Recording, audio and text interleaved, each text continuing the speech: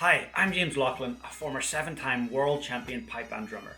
I want to share with you a little bit of a lesson inside my pipe band drumming inner circle. So every week I have a live practical lesson delivered either by myself or one of my amazing lineup of tutors. So you're going to see a little snippet from that today. And hey, if you would like to get your hands on a free drumming course, a full video course called Drumming Transformation Week, just click in the link below. And hey, don't forget to hit that subscribe button. I put out so many video tutorials on pipe band drumming, so I hope you enjoy it. So for today's lesson, I just wanted to go over some exercises that I've sort of distilled down in if someone were to come to me and say like, how do I improve my speed and also my control in as few exercises as possible? This is kind of the list that I would give them or run them through. They're kind of like they're sort of the bare minimum of things that like cover off everything that you would come across anywhere from a grade 4 score up into some of the most difficult grade 1 scores.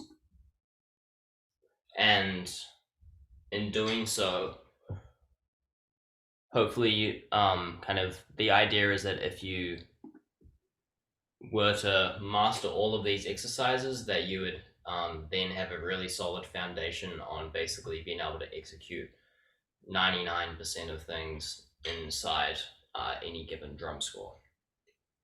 So let's get right into it. The first exercise, and probably definitely the most basic, at least in concept, is this idea of just having one hand at a time playing singles and then just playing different groups of accents within those. And basically what it's teaching you how to do is to go from where you're playing your singles to where you would pop out your accents. So it's teaching your hand to go from playing just normal singles like this, so that would be,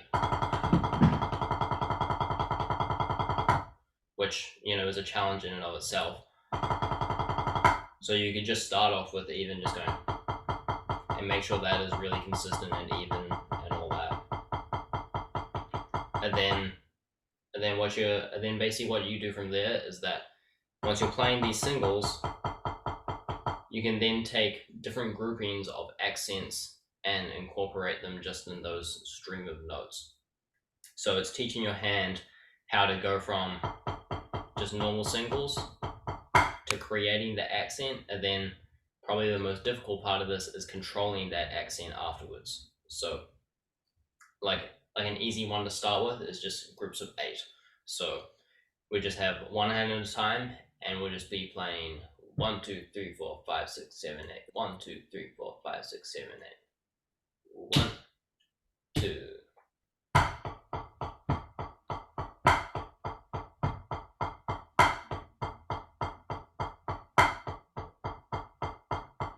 And you'll notice at this speed, I'm kind of using mainly wrist, where I'm still keeping a relatively relaxed grip, but where I'm pivoting mostly is with my wrist. And then as I were to get up in tempo, I would bring into more fingers as opposed to playing it all wrist. So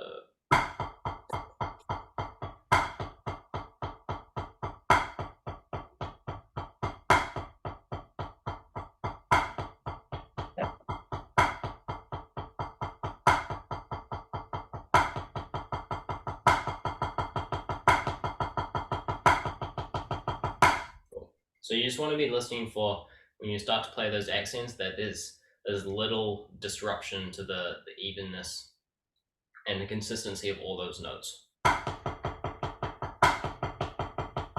And I'd really stress the importance of when you're going through these exercises is to start really, really slow, probably a little slower than what you want to, and just keep, maybe even like spend an entire week just like really nailing down what your hand is doing at those slower tempos.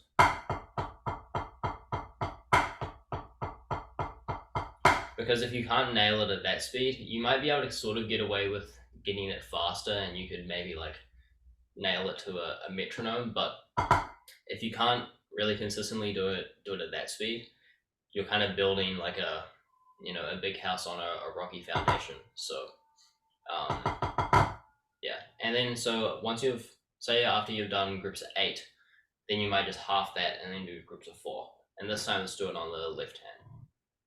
1, 2.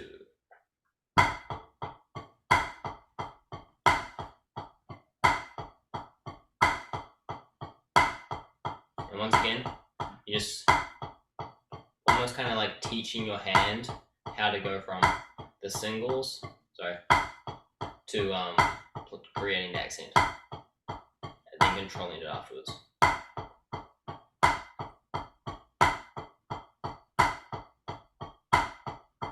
I actually personally find this easier on the left hand. Maybe it's because I'm left-handed, but when you're creating accents with the left hand, you have the advantage of having your thumb that's over the stick already. So once you create that accent, the stick doesn't really have anywhere to go as long as you're keeping that thumb there. Where there you kind of have to really think about pressing the stick into the palm of your hand there.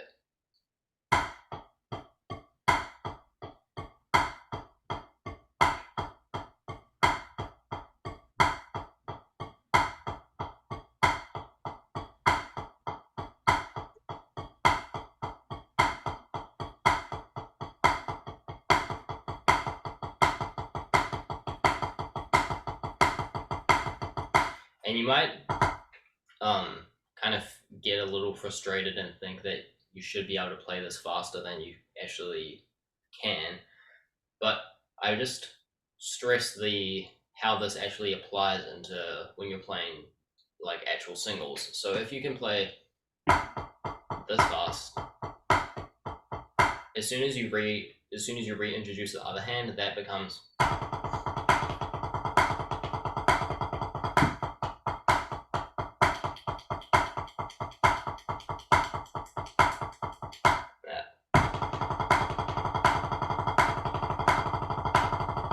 so that sounds quite fast, but all that is